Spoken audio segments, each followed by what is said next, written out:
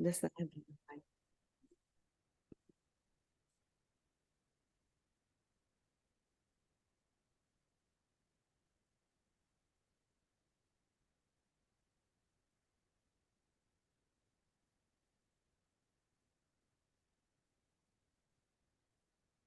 Pesertanya Baik, baru 24 orang iya. ya, Bu Nina? Nggak apa-apa kita mulai aja ya, Bu, ya. Ya, on time ya? Heeh. Mmm. Bismillahirrohmanirrohim. Assalamualaikum warahmatullahi wabarakatuh.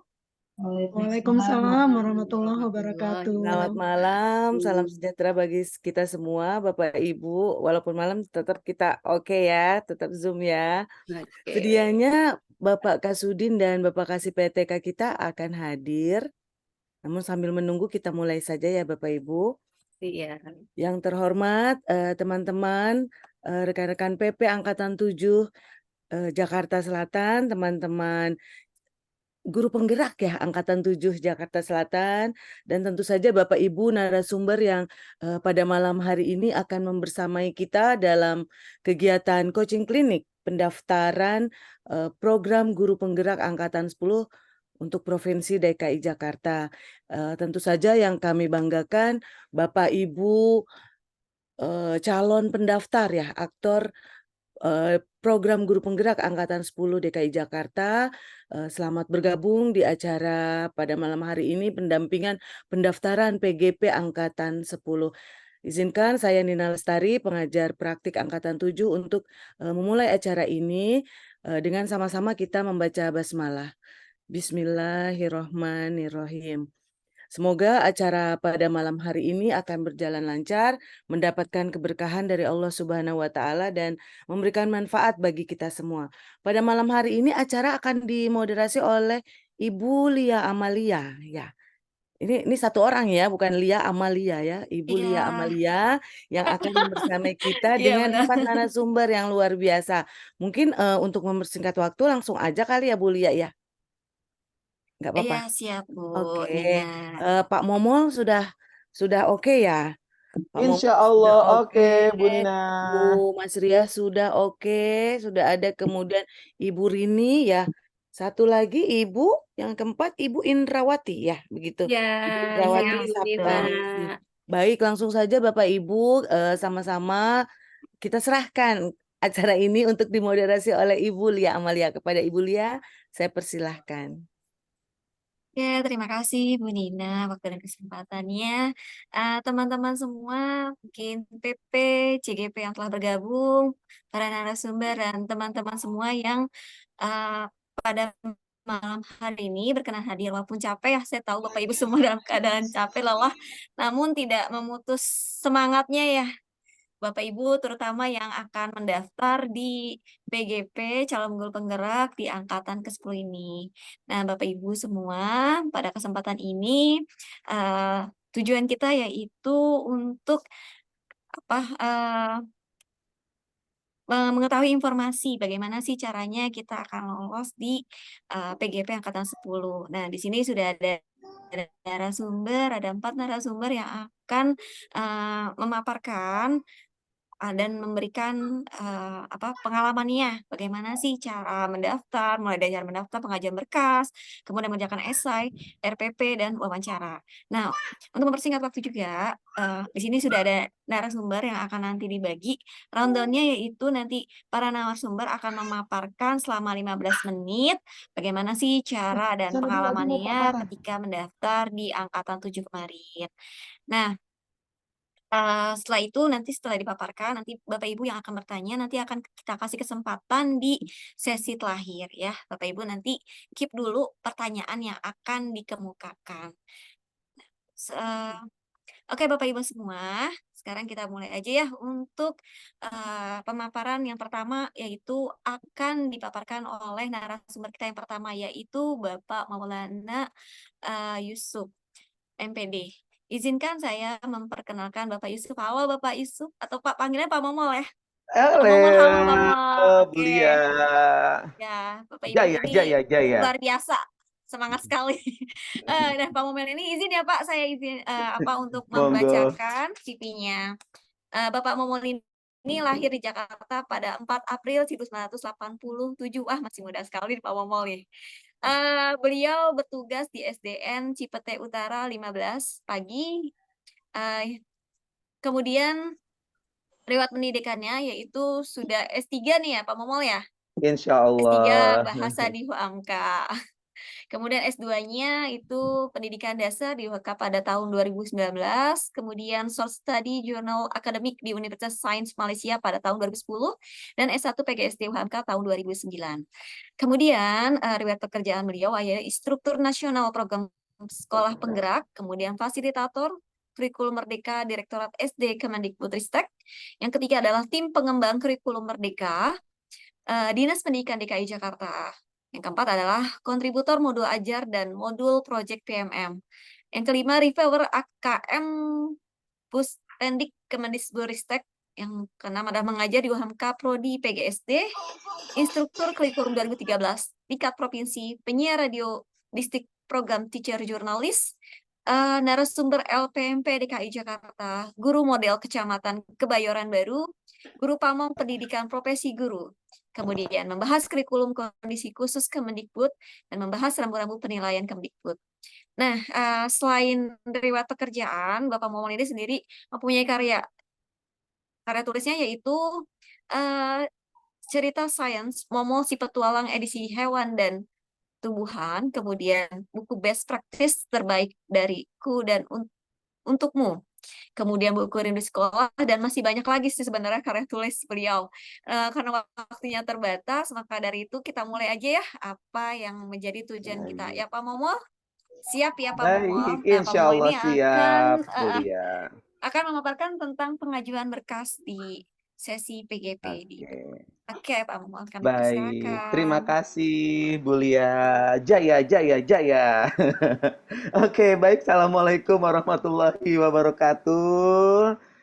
Bapak Ibu yang luar biasa, Alhamdulillah Allah memberikan kesempatan kita pada malam hari ini. Saya yakin seperti yang tadi Bu Nina sampaikan dan Bulia sampaikan, dalam keadaan lelah baru sampai di rumah, tapi melihat di sini teman-teman semua, Bapak Ibu semua, terlihat ada niat baik untuk sama-sama kita menjadi pembelajar yang baik dan selalu bergerak. Semoga Allah memudahkan langkah kita semuanya. Amin ya rabbal alamin. Seperti dalam agenda malam hari ini, saya didapat tugas untuk sharing terkait dengan pemberkasan atau materi tentang berkas yang harus Bapak Ibu siapkan sebelum Bapak Ibu mendaftar sebagai CGP dan lain sebagainya. Karena ini merupakan komponen yang sangat penting bagi kita sebagai calon CGP, karena banyak kejadian Bapak Ibu semua bahwasannya berkas itu merupakan seleksi tahap awal bersama esai, sehingga banyak teman-teman kita di tahap pertama itu yang tidak lolos pada tahap 1 ternyata karena mereka berkasnya tidak lengkap dan lain sebagainya. Jadi memang banyak hal yang mempengaruhi kelolosan atau kita bisa lanjut dalam program pendidikan guru penggerak atau tidak, salah satunya dari unsur pemberkasan dan lain sebagainya. Hari ini saya juga pun ditemani oleh rekan-rekan hebat saya yang nanti akan menyampaikan sampai dengan terkait dengan wawancara dan lain sebagainya. Namun sebelum itu, sebelum saya sharing terkait dengan pemberkasan ini,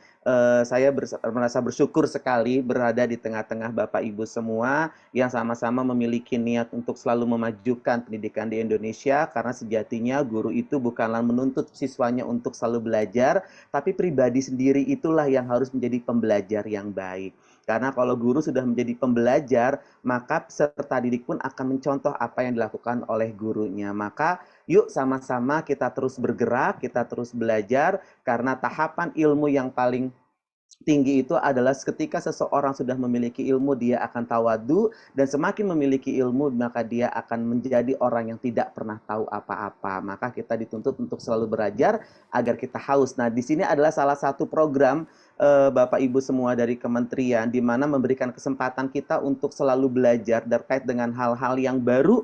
Bahkan kita sendiri pun ketika memasuki program guru penggerak yang tadinya sudah merasa yakin bahwasanya kita adalah pembelajar yang baik, guru yang baik, namun ketika kita didampingi oleh fasilitator, oleh pengajar praktik, bahkan instruktur untuk belajar di pendidikan guru penggerak, ada hal-hal yang kita yakini itu ternyata kok beda ya. Jadi yuk sama-sama yang masih setengah hati untuk daftar menjadi calon guru penggerak, selesai dari sini harus daftar. Apalagi untuk Jakarta Selatan. Kuotanya harus banyak dibandingkan dengan angkatan-angkatan sebelumnya. Jadi di sini kita juga kayak agak sales ya jadinya ya. Tapi guna untuk pendidikan di Jakarta kan seperti itu. Nah, apa sih Bapak Ibu dalam pemberkasan ini yang harus kita lakukan? Karena sebagai syarat pertama dari alur pendaftaran itu adalah terkait dengan persyaratan dari calon guru penggerak itu sendiri, Bapak Ibu semua.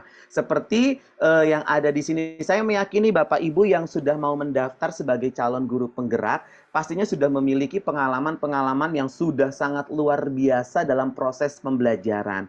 Bahkan kriteria umum sampai kriteria seleksi ini sudah Bapak Ibu miliki. Tinggal pemberkasan yang memang harus Bapak Ibu lengkapi dan lain sebagainya. Khususnya terkait dengan pastikan sistem Dapodik atau nama Bapak Ibu itu sudah tercantum di dalam Dapodik dan sudah minimal memiliki pengalaman lebih kurang 5 tahun mengajar. Insya Allah kalau tahap seleksi secara sistem itu sudah lolos, Bapak Ibu tinggal memenuhi pemberkasan yang harus memang memiliki kemampuan yang oke dan rapi dan lain sebagainya. Dalam kriteria seleksi ini pun juga banyak Bapak Ibu yang perlu sama-sama kita perhatikan. Salah satunya saya mengutip di sini adalah poin keempat, memiliki daya juang yang tinggi. Jadi banyak sekali ya menemukan nanti kalau jadi guru penggerak tugasnya banyak lagi kan seperti itu. Nanti kalau jadi guru penggerak banyak banget PR-nya, harus sosialisasi ke sana, ke sini dan lain sebagainya. Anggaplah itu sebagai suatu sarana dan kesempatan kita untuk belajar Bapak Ibu, karena kita harus keluar dari zona nyaman kita. Tapi setelah 6 bulan sampai 9 bulan kita menyelesaikan, bener-bener rasanya itu nikmat banget. Apalagi pada saat panen rayanya, lokakarya terakhir itu suasananya itu ya cukup menyenangkan. Bukan cukup lagi, tapi sangat menyenangkan. Semua PP, Fasil, GP itu berbaur, bahkan melupakan semua tugas-tugas yang sudah dikerjakan gitu. Penatnya seketika hilang kan seperti itu. Yang tahu adalah senangnya. Tapi itu adalah sebuah proses ya Bapak Ibu semua.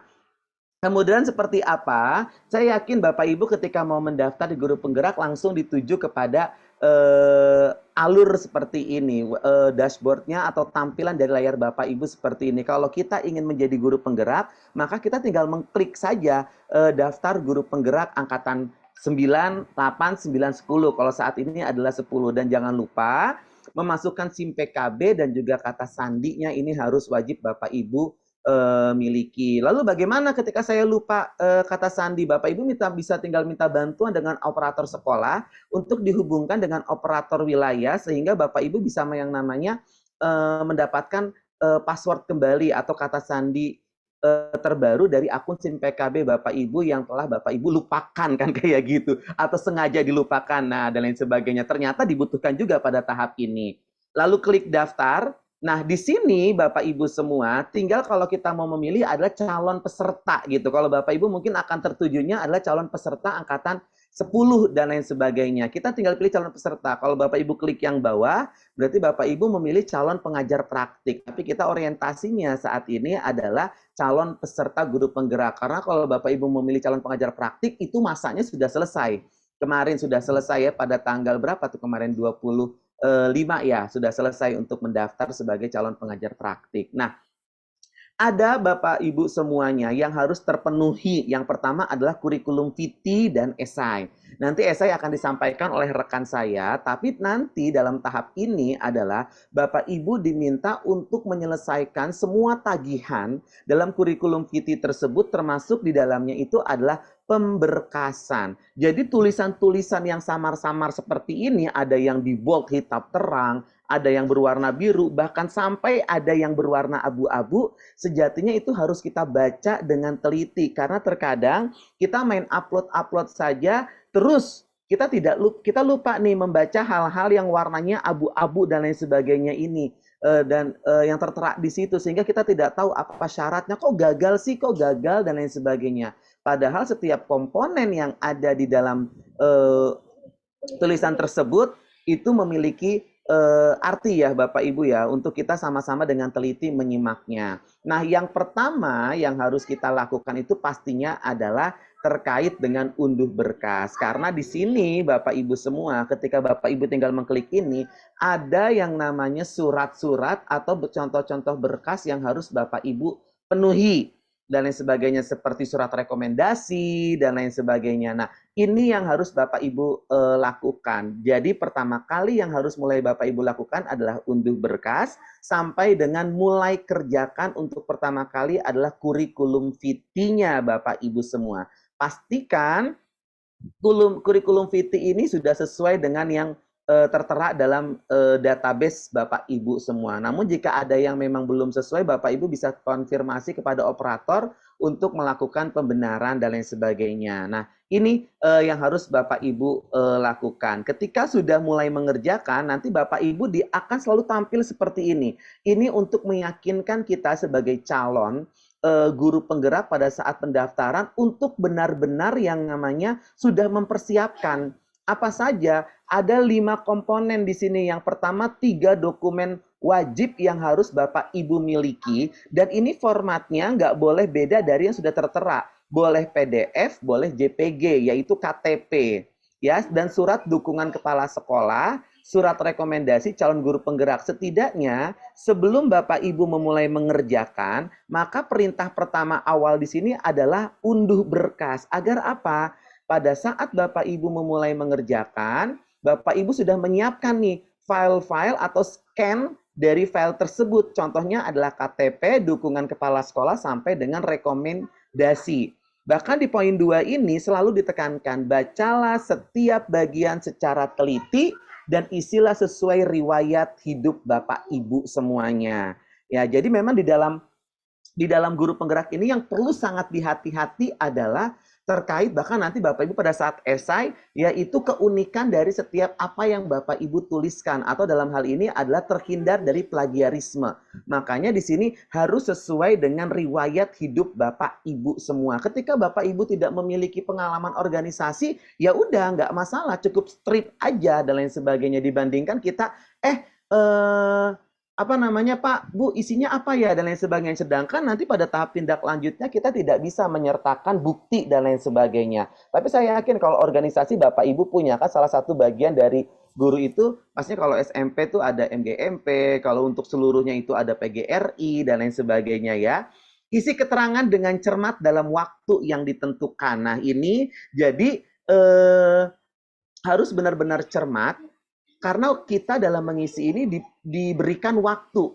Tidak bisa buka login terus dalam waktu 24 jam. Karena apa? Ketika Bapak Ibu tinggal aja, saya pengen makan dulu dan lain sebagainya. Padahal udah Bapak Ibu upload, tapi masih ada beberapa berkas yang belum Bapak Ibu upload. Saya pengen makan dulu. Nanti ketika Bapak Ibu upload berkas yang sisanya tersebut untuk diklik simpan, itu akan ulang semuanya. Jadi datanya itu akan mengulang kembali. Jadi perlu kecermatan di sini dalam memperhatikan waktu yang sudah ditentukan. Kemudian kirim simpan, ada 2 fitur yaitu simpan dan kirim. Kalau masih belum yakin, kliklah simpan. Tapi kalau sudah yakin semua berkas Bapak Ibu itu sudah benar, maka tinggal kirim, klik tombol kirim dan lain sebagainya.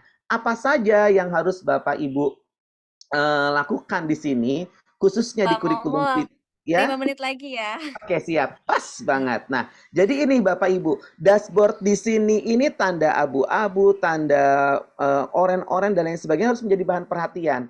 Kalau sudah warna hijau semua, berarti Bapak Ibu sudah lengkap di dalam pengisian CV, berikut juga dengan berkas-berkasnya. Ini adalah contoh-contoh dari CV yang Bapak Ibu akan dapatkan ketika membuka website pendaftaran guru penggerak. Dan ini adalah formatnya untuk berkas KTP, ya kan? Ini KTP benar-benar harus jelas. Bapak Ibu disarankan, saran saya jangan pakai ini ya, scanning dari handphone, karena resolusi handphone itu pastinya berbeda kameranya dan lain sebagainya. Numpang aja dari sekolah untuk scanning manual melalui printer dan lain sebagainya. Ijazah S1, fakta integritas udah ada template-nya, tinggal download. Surat izin dari atasan ini wajib Bapak Ibu semua. Karena sebagaimanapun juga kita harus mendapatkan izin dari kepala sekolah. Kalau rekomendasi ini tidak wajib. Jadi Bapak Ibu boleh menyertakan, boleh tidak. Tapi saran saya tetap disertakan. Rekomendasi ini tidak harus kok dari kepala sekolah, dari guru senior pun juga tidak masalah. Kayak saya pada saat mendaftar, surat rekomendasi ini dari guru senior. Tapi kalau surat izin, wajib dari atasan. Yang penting kita semuanya terchecklist nanti berwarna hijau. SK pengangkatan sebagai kepala sekolah definitif dan lain sebagainya. Ini pastikan yang kalau Bapak Ibu sudah memiliki SK, tapi kalau enggak ya enggak masalah kan seperti itu. Dan rencana pembelajaran. Nah, ini RPP-nya juga Bapak Ibu siapkan di awal terkait dengan dokumentasi sebagai berkas yang harus diunggah. Dan setiap pengunggahan itu ada kapasitasnya, nggak boleh melebihi 1,5 megabyte dan lain sebagainya. Boleh JPG atau PNG dan lain sebagainya. Ini ukuran-ukuran ini dan juga bentuk format dari setiap dokumennya harus kita perhatikan. Kemudian simpan. Kalau sudah semuanya berarti nanti Bapak Ibu akan hijau semuanya. Nah, ini Bapak Ibu semua terkait dengan berkas-berkas yang harus Bapak Ibu siapkan. Tapi saya yakin kalau untuk berkas tidak banyak kendala. Hanya saja yang perlu perhatian adalah gini Bapak Ibu. Sejak angkatan ke-7, ke-8, dan ke-9, kalau berkas kita ada yang belum lengkap atau salah format, sering-seringlah ngecek SIM PKB. Karena nanti dari panitia guru penggerak itu akan membuat catatan. Lengkapi nomor surat. Karena seperti guru penggerak di sekolah saya, ternyata dia nggak mengecek SIM PKB-nya. Ternyata ada notifikasi nomor surat masih kosong di surat izin atasan. Nah, itu akan membuat si guru penggerak itu tidak lolos tahap 1. Jadi sering-sering walaupun kita sudah upload berkas, jangan tunggu pengumuman tahap 1 selesai. Tapi sering-seringlah buka SIM PKB untuk memastikan apakah ada notifikasi dari panitia terhadap berkas yang kita ajukan terkait dengan kelengkapan. Karena ini terjadi di beberapa guru yang memang cerita kepada saya. Salah satunya adalah 2 guru di sekolah saya yang dia tidak ngecek SIM PKB-nya, buka, ternyata ketika dibuka itu sudah tertera nomor surat tidak lengkap dan lain sebagainya. Berarti kan harus melakukan penguploadan ulang. Diberikan waktu Bapak Ibu. Walaupun masanya sudah habis pada saat pendaftaran, tapi ketika ada kesalahan atau ketidaklengkapan, kita diberikan waktu 1 kali 24 jam untuk mengupload ulang dan lain sebagainya. Jadi jangan berpasrah diri ketika berkas itu sudah kita upload, tapi sering-seringlah cek untuk melihat adakah notifikasi terkait dengan apa yang sudah kita lampirkan melalui upload berkas dalam pendaftaran guru penggerak. Saya yakin Bapak Ibu sudah sangat hati-hati dan cermat. Insya Allah tinggal nunggu rezeki. Semoga Bapak Ibu bisa menjadi calon pengguru penggerak sehingga kita bisa dapat bergabung menjadi guru penggerak Indonesia yang selalu tergerak, bergerak, dan menggerakkan. Terima kasih Bu Lia. Itu saja dari saya. Nanti kita bisa lanjut ditanya jawabnya. Thank you. Assalamualaikum warahmatullahi wabarakatuh. Waalaikumsalam warahmatullahi wabarakatuh. Terima kasih Pak Momol atas paparannya mengenai cara pendaftaran dan bagaimana sih masukin berkas. Bapak Ibu semua, tahan dulu ya tanya jawabnya. Jadi kalau misalnya ada pertanyaan nanti di list dulu aja, dicatat dulu.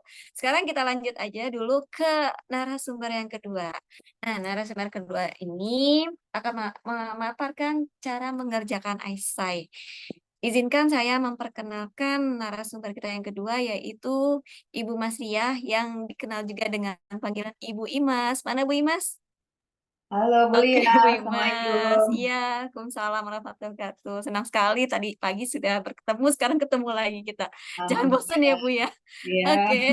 Oke, izinkan saya membacakan CV dari Bu Imas. Oke, Bu Imas, mohon maaf. Bu Imas berdinas di SMP 12 Jakarta, kemudian alamatnya di Jalan Ahmad, Ciater Serpong. Benar ya Bu ya? Ya betul. Oke, Mungkin jauh ada yang sekali. dari Serpong. Serpong ke Jakarta Selatan. Iya. Riwayat pendidikan beliau yaitu pada tahun 1996 di UIN IAIN Jakarta, Tarbiyat Pendidikan Agama Islam tahun 2012, Universitas Muhammadiyah Administrasi Pendidikan. Kemudian pekerjaannya tahun 1996 sampai 1999 itu guru honorer di SMA 35 Jakarta. Pada tahun 2011 itu diangkat PNS di SMP 273 Jakarta Pusat. Nah, pada tahun 2011 sampai sekarang itu di SMP berdinas di SMP 12 Jakarta Selatan. Kemudian pada tahun 2019 sampai sekarang beliau menjabat sebagai wakil bidang kurikulum di SMP 12 Jakarta. Beliau juga berkarya membuat tulisan best practice itu vlog and IBA ya Bu ya? Oh, IBA singkatan apa nih Bu?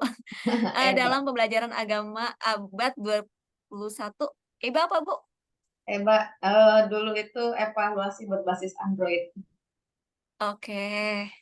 Sudah menggunakan IT ya. Kemudian pada tahun 2019 menulis majalah Gema Urgensi Pembiasan Nilai-Nilai Agama di Sekolah. Nah, prestasinya Bu Emma juga menjadi juara 1 guru berprestasi jenjang SMP tingkat Kota Pantia Jakarta Selatan 2 pada tahun 2019. Mungkin itu aja CV dari Ibu Imas. Nanti bisa digali-gali lagi kalau misalnya ada pertanyaan. Mungkin langsung aja Bu Imas untuk Ya, memaparkan pada sesi ini. Waktu dan tempat kita persilahkan. terima kasih Bu Lia. Ya. Ya, sama-sama Bu. Assalamualaikum warahmatullahi wabarakatuh. Selamat malam Bapak Ibu. Alhamdulillah pada kesempatan ini kita masih diberikan nikmat sehat sehingga kita dapat berjumpa meskipun di dunia maya. Tetap semangat untuk mengupdate diri kita masing-masing ya. Mudah-mudahan pertemuan ini memberikan kebermanfaatan untuk semuanya, untuk kita dan untuk semuanya. Terima kasih Bapak Ibu. Baik, seperti yang tadi sudah disampaikan oleh Pak Momol, yang pertama bahwa bentar.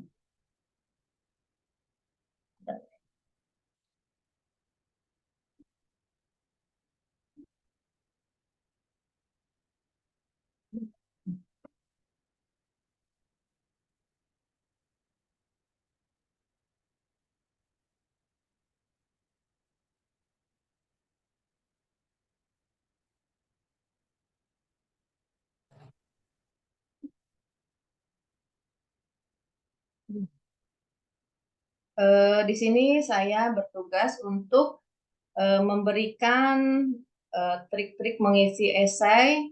Mungkin ini berdasarkan pengalaman saya ketika mengikuti CGP Angkatan 7. Berikut adalah mungkin sedikit ya, sudah Bapak Ibu lakukan mungkin, tapi mungkin barangkali ada sedikit yang inspirasi yang saya sampaikan. Mudah-mudahan ini memberikan dampak yang positif untuk Bapak Ibu, khususnya calon guru penggerak yang sudah mendaftar di Angkatan 10.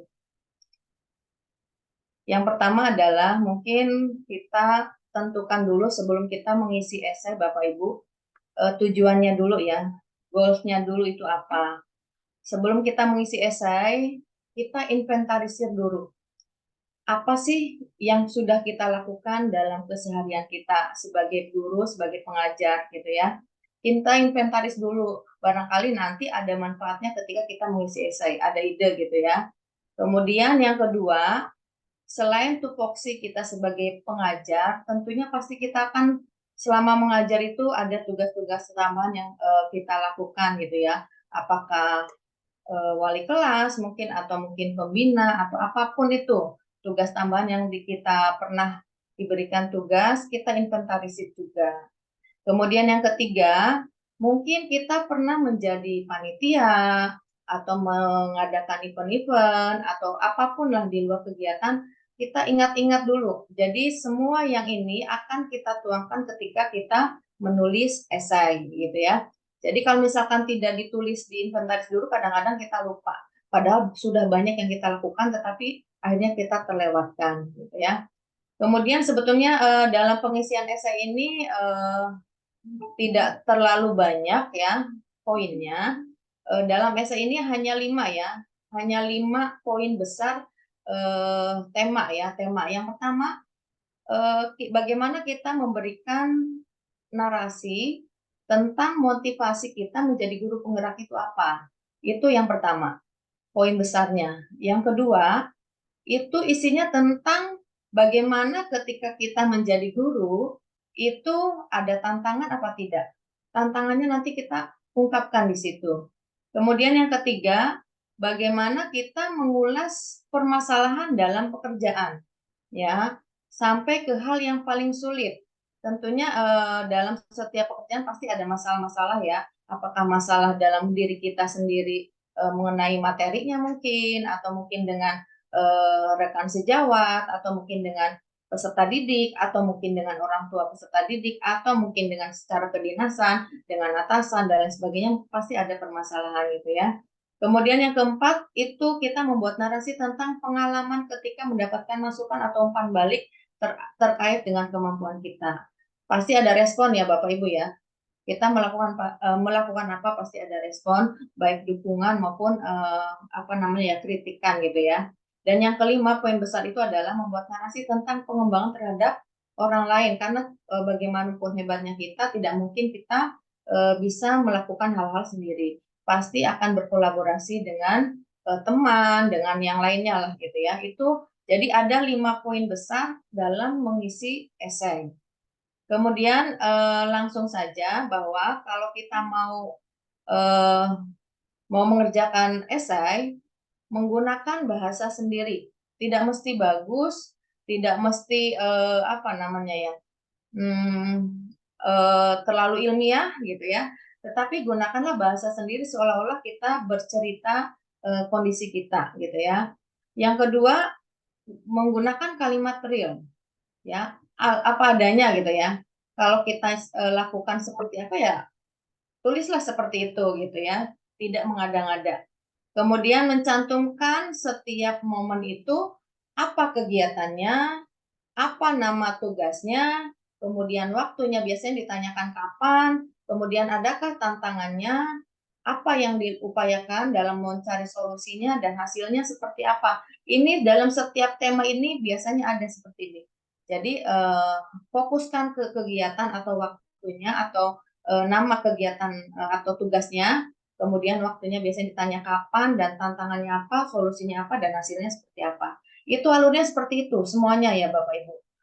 Kemudian hal yang harus dihindari itu adalah terutama adalah kita sangat tidak boleh itu copy paste dari internet. Karena apa? Ya di internet itu mungkin bahasanya normatif. Yang kedua ya, menggunakan kalimat-kalimat normatif.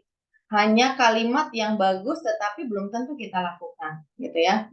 Jadi hindari, jangan sampai kita melakukan copy paste dari internet. Karena kita kadang-kadang banyak nih karakternya harus sekian ratus, harus sekian ribu. Kita udah bingung duluan dengan karakter seperti itu. Padahal kalau kita sudah menikmati alurnya, ternyata kadang-kadang bisa lebih juga gitu ya. Walaupun itu dengan menggunakan bahasa-bahasa yang sederhana gitu ya. Jadi misalkan kita bagaimana memberikan pengalaman tentang wali kelas, misalkan ya, kan semua dari kata pastilah pernah mengalami wali kelas. Bagaimana menjalani menjadi tugas wali kelas misalnya, kemudian tantangannya wali kelasnya itu apa, kapan menjadi wali kelasnya, kemudian upaya-upaya yang kita lakukan supaya menjadi wali kelas yang baik itu seperti apa sudah kita lakukan, kemudian kita juga mendapatkan solusi-solusinya, kemudian hasil-hasilnya apa, dan endingnya apa gitu ya. Jadi itu cerita yang seperti itu aja yang kita lakukan. Tidak mesti kalimat yang normatif yang sangat tinggi dan itu merepotkan diri kita sendiri gitu ya. Karena apa? Karena esai ini nanti mungkin akan ada kaitannya dengan wawancara.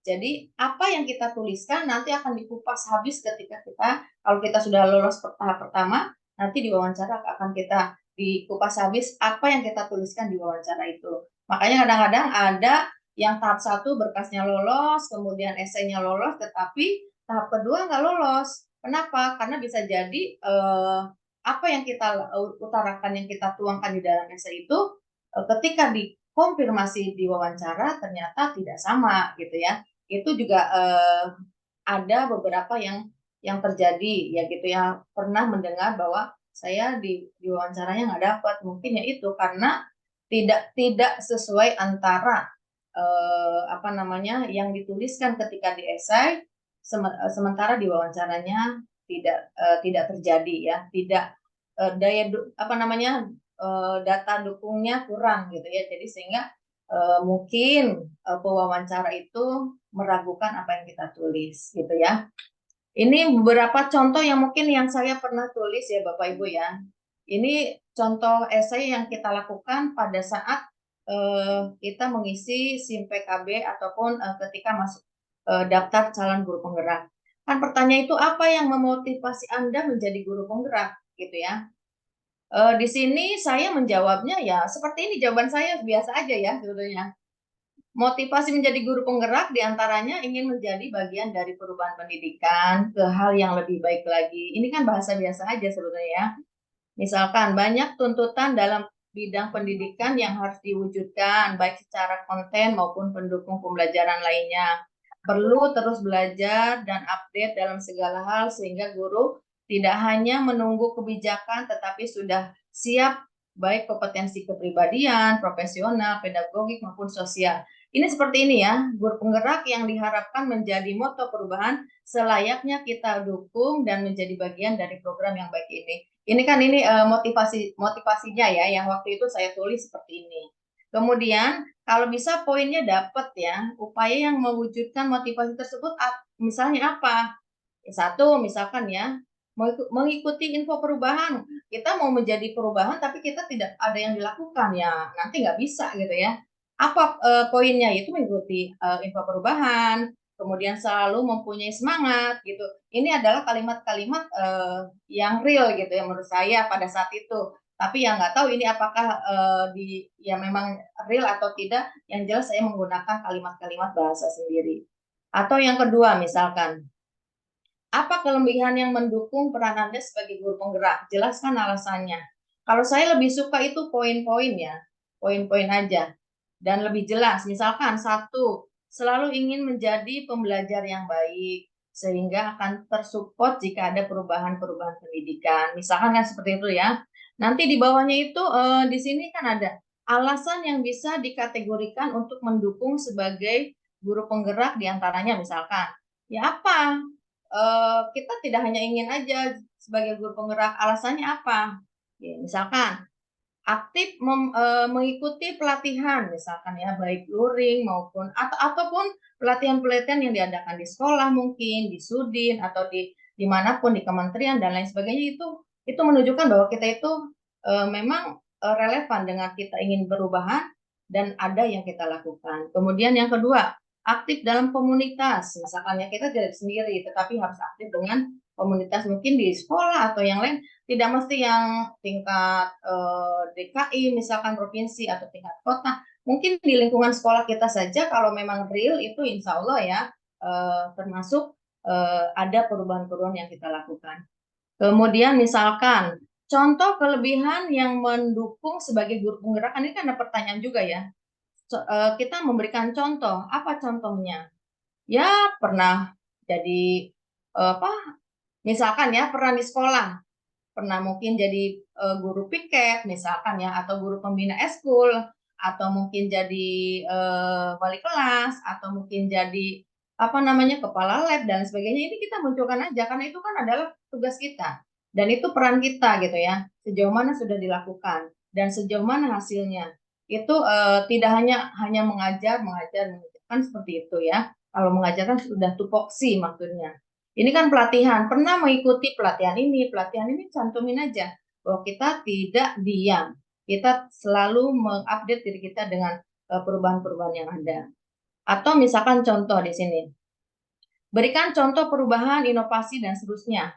Langsung saja, contoh perubahan yang berdampak nyata berdasarkan inisiatif sendiri. Satu misalkan, mengadakan tutor sebaya, ya itu kan contoh ya. Ini yang saya lakukan ini.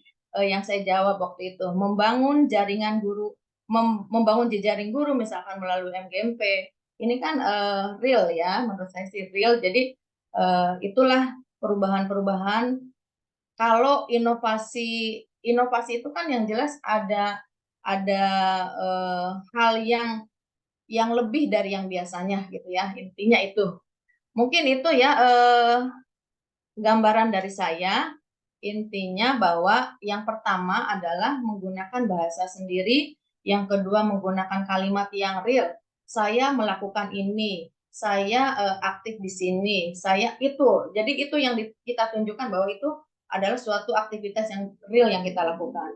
Dan jangan sampai lupa kita lakukan kegiatannya, nama kegiatannya, waktunya itu sesuai dengan yang pernah kita lakukan juga. Itu mungkin sedikit tentang esai Bu Lia. Ini foto 4 untuk menit lagi ya menyemangati Bu Bapak Ibu. Imas. 4 menit lagi. Bergerak, menggerakkan. Ini pada saat panen raya Bapak Ibu, perjuangan kita yang seperti Pak Momo bilang tadi ya, 9 bulan durasinya, tetapi padatnya itu 6 bulan belajarnya. Dan ini ending dari kegiatan CGP kita. Alhamdulillah pada saat itu dihadiri oleh dari dari BPGP ya, BPGP Jogja, kemudian juga mantan Kadis DKI Jakarta. Mungkin itu saja Bu Lia dari saya. Terima kasih. Salam guru penggerak. Salam dan bahagia. Saya stop share dulu Oke, ya. terima kasih banyak Bu Imas. Oke, Bapak Ibu semua kasih reaction dong untuk Pak Momol dan Bu Imas yang telah memberikan paparan, sudah 2 paparan nih. Oke, mungkin tadi dari Bapak Bu Imas mungkin ya salah satunya jujur kali ya Bu Imas ya. Jujur dalam membuat esai biar nanti Iya. kita ketika nanti diwawancara itu jawaban kita itu lancar dan sesuai dengan apa yang kita tulis, karena biasanya tulisan kita itu nanti akan mencerminkan lisan kita tuh berkata-kata. Iya. Karena kalau udah nggak jujur nanti malahan penilaiannya jadi nggak real gitu dan Yes. jadi pertimbangan. Oke, Bapak Ibu semua, tadi ketika Bapak Ibu sudah mengajukan berkas, kemudian lolos dan mengajukan berkas dan esai lolos. Nah, tahap selanjutnya yaitu nanti Bapak Ibu akan menghadapi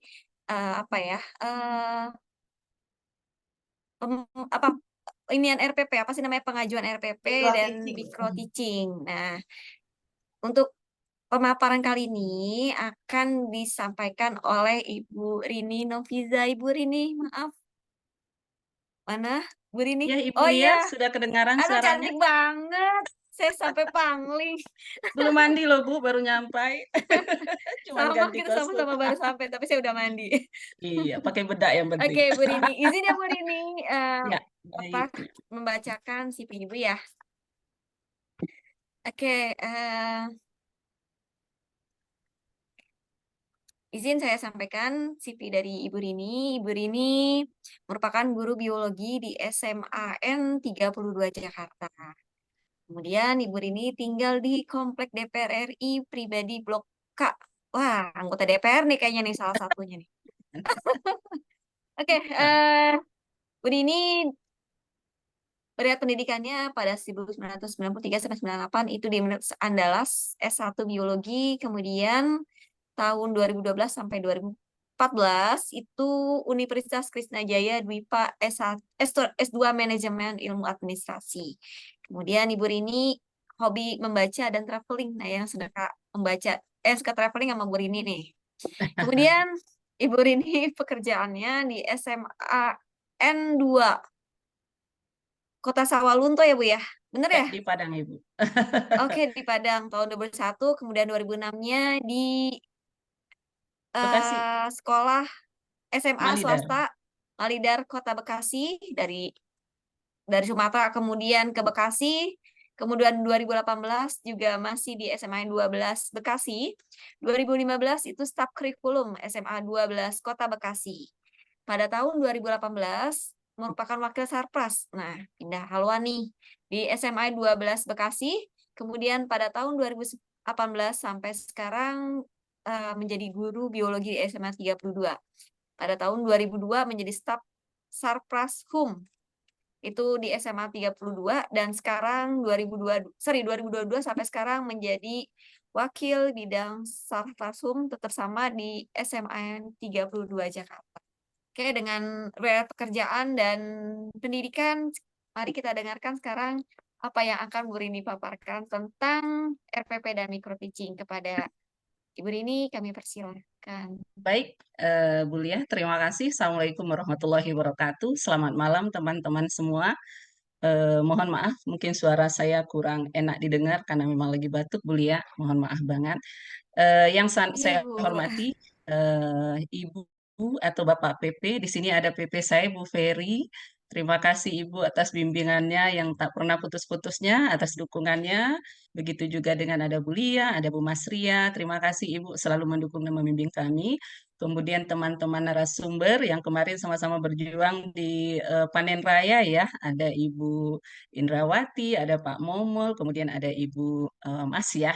Kemudian saya sendiri. Kemudian teman-teman CGP, calon guru penggerak angkatan 10 yang insya Allah didoain lolos ya Bu semuanya. Karena keinginan untuk lolos lah sehingga pada malam hari ini kita bisa berkumpul bersemangat untuk memberikan sedikit tips dan trik sebetulnya. Kami tidak jauh lebih baik, kami tidak jauh lebih pintar, kami tidak jauh lebih banyak pengetahuannya dari Bapak Ibu. Sama sebetulnya, cuman selangkah lebih duluan, yaitu di guru penggerak angkatan ke-7 seperti itu. Baik, terima kasih Bapak Ibu. Puji syukur sama-sama kita panjatkan kehadirat Allah SWT, berkat rahmat nikmatnya kita bisa berkumpul malam hari ini dalam keadaan sehat semangat. Salawat berserta salam kepada Nabi Muhammad SAW. Semoga kegiatan kita ini berjalan lancar, bermanfaat, dan menilai ibadah buat kita semua. Baik Bapak Ibu, pada kesempatan malam ini saya diberi kesempatan untuk memberikan sedikit pencerahan mengenai materi RPP, pembuatan RPP dan simulasi mengajar seperti itu. Mungkin saya akan share screen. Mohon maaf Ibu Lia, mungkin agak lama sedikit ya, karena kebagian dua ini. Yang pertama adalah pembuatan Baik, RPP, Bu. yang kedua adalah simulasi mengajar seperti itu. Semoga bisa dipahami nanti.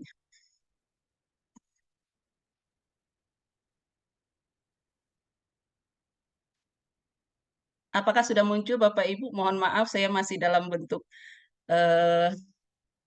Canva. Sudah Bu Rini, Baik. jelas. Terima kasih, inilah saya dalam kegiatan coaching klinik rekrutmen CGP Angkatan 10. Ini saya mengajar biologi di SMA Negeri 32 Jakarta. Saya ini sebetulnya orang baru Ibu. Saya 2018 mutasi ke DKI lewat jalur tes seperti itu. Nah, pada kesempatan ini kami sebetulnya dikasih waktu 10 sampai 15 menit. Semoga bisa tepat waktu sehingga kita tidak sampai malam banget untuk kegiatan hari ini. Nah, ini rencana pelaksanaan pembelajaran. Jadi Bapak Ibu, dalam kegiatan guru penggerak ada beberapa tahap yang akan kita lakukan seperti yang sudah diterangkan oleh teman-teman tadi. Yang pertama adalah mengetahui bagaimana guru penggerak itu, yang kedua adalah kita mengisi esai seperti yang sudah diterangkan oleh Ibu tadi. Kemudian yang ketiga adalah kita membuat rencana pelaksanaan pembelajaran. Bapak Ibu mohon maaf, sebetulnya kegiatan ini adalah akan muncul kalau di SIM PKB kita sudah dinyatakan lolos tahap pertama seperti itu. Jadi kalau kita sudah dinyatakan lolos tahap pertama, berarti kita masuk ke tahap berikutnya yaitu simulasi mengajar dan wawancara. Mohon maaf, Bu Ferry, apakah suara saya masih lanjut? Lanjut Bu, bagus Bu. Oh, enggak, maksudnya enggak putus-putus, di saya agak Enggak. nge-lag. Enggak ya, Enggak Bu, baik. bagus ya. Nah, kalau sudah muncul di SIM PKB kita, kalau kita lulus tahap pertama, berarti kita disuruh atau harus mempersiapkan diri untuk masuk ke tahap berikutnya, yaitu simulasi mengajar. Nah, sebelum kita masuk ke simulasi mengajar, apa yang harus kita persiapkan? Yang pertama adalah membuat rencana pelaksanaan pembelajaran. Mohon maaf Bapak Ibu, contoh rencana pelaksanaan pembelajaran yang saya buat ini adalah masih Kurtilas Kurikulum 2013 dan masih belum menggunakan Kurmer. Jadi yang saya tampilkan ini adalah untuk kurikulum 2013.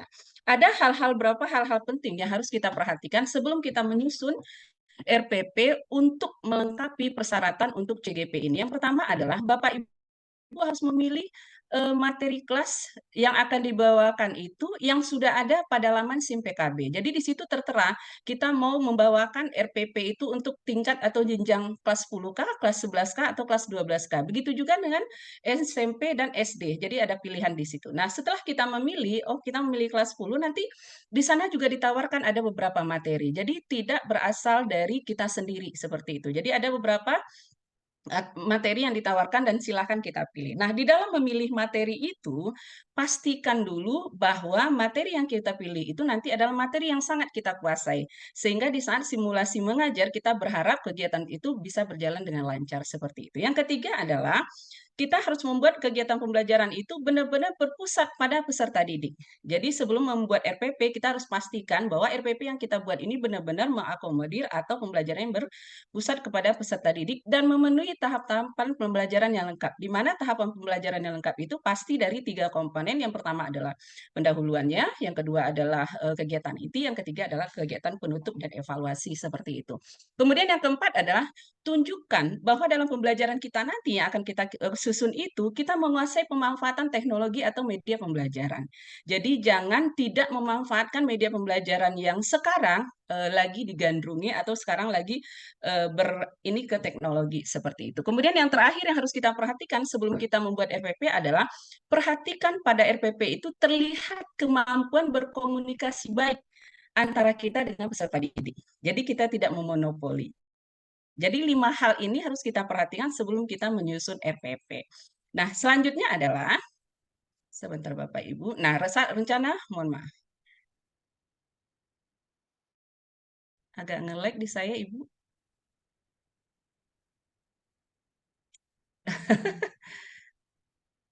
Sudah berubahkah Bu? RPP? Sudah Ibu, bagus. Nah, ini Ya, yang RPP. terpenting adalah Bapak Ibu mohon maaf bukan berarti menggurui ya.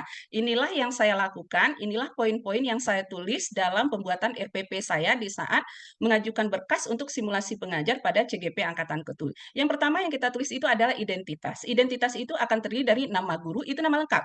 Lengkap dengan gelar. Kemudian nama sekolah, surat elektronik. Surat elektronik kita yaitu Gmail juga harus dicantumkan.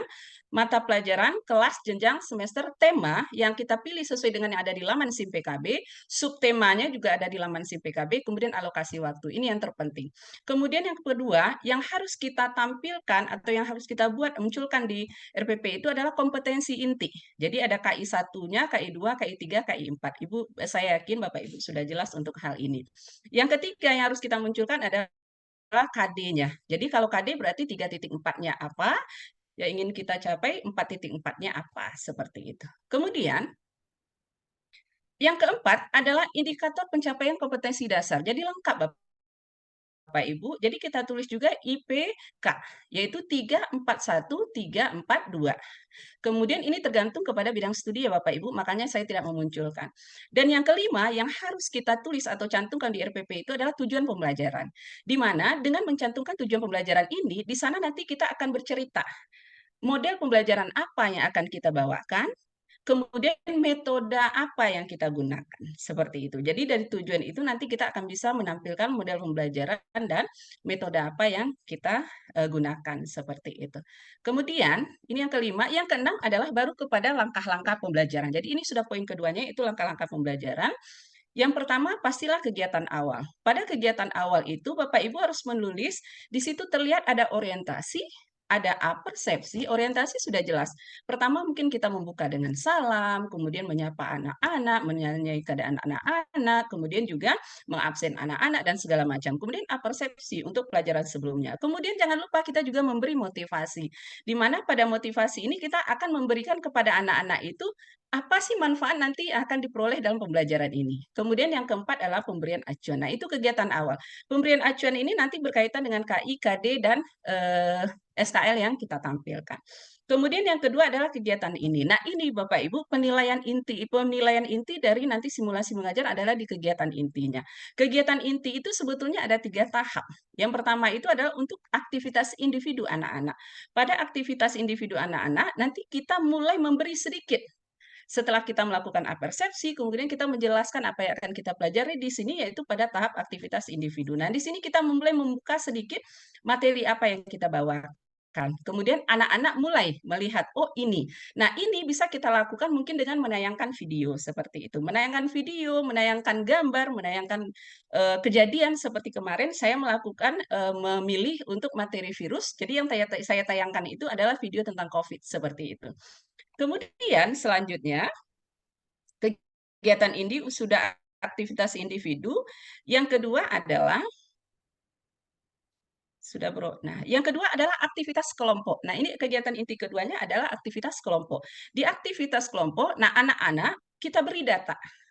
Nah, di sini tugas kita adalah membagi kelompok terlebih dahulu. Terserah Bapak Ibu, kelompok anak ini dasarnya apa. Kalau seandainya Bapak Ibu sudah menerapkan pembelajaran berdiferensiasi, berarti Bapak Ibu sudah mengelompokkan berdasarkan gaya belajar anak-anak atau apa namanya model pembelajaran anak-anak seperti itu. Tetapi kalau Bapak Ibu membuat kelompokan ini berdasarkan ada anak-anak yang high, ada anak-anak yang middle, ada anak yang low. Nah, inilah tujuannya kita mengelompokkan mereka. Jadi sudah tahu terlebih dahulu.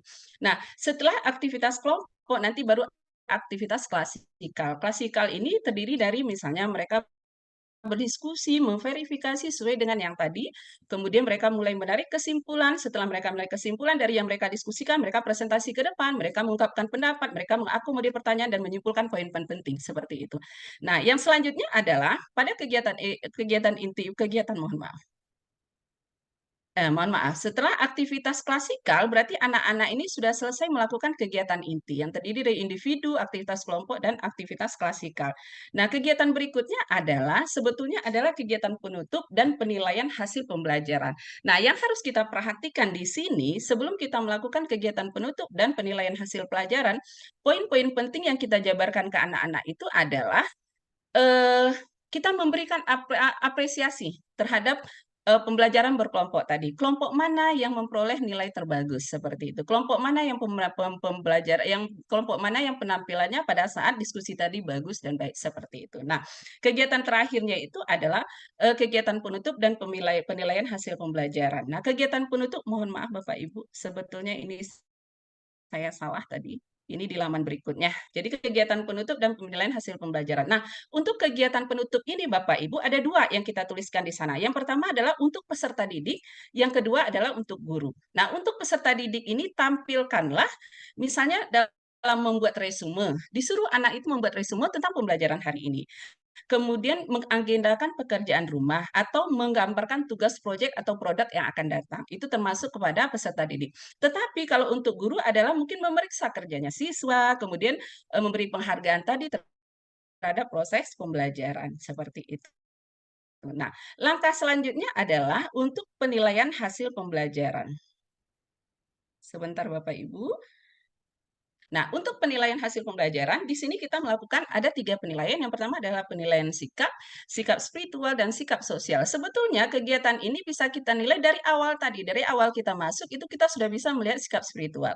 Apakah dia sudah menjawab salam kita, kemudian bagaimana sikapnya dalam berdiskusi, itu sudah sosial. Kemudian aspek pengetahuan, aspek keterampilan. Nah, setelah selesai uji kompetensi ini, tahap 5 yang kita lakukan adalah apa tindak lanjut dari uji kompetensi itu. Jadi setelah proses tindak lanjut berarti kita akan melihat hasil anak itu. Tindak lanjutnya apa? Kita buatlah kalau seandainya nilai bagus berarti kita lakukan program pengayaan. Kalau seandainya nilainya kurang berarti kita lakukan program remedial. Nah, remedial ini kan macam-macam, ada teaching tutorial dan ada remedial test seperti itu. Nah, kemudian sebentar Bapak Ibu.